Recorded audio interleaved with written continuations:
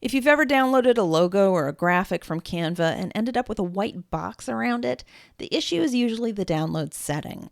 To place a logo or graphic cleanly on top of another design, you have to download it with a transparent background. In this tutorial, I'll show you where to find that option and which file types support it. It's important to note that this is a Canva Pro feature, so if you're not on Pro yet, you can start a free trial at brendacadman.com/pro in order to take advantage of transparent backgrounds. Open the design you want to download in the Canva editor, and then go to Share in the top right corner. Click Download, and then in the Download panel, you'll need to select either PNG or SVG, as the transparent background option only appears for these two file types.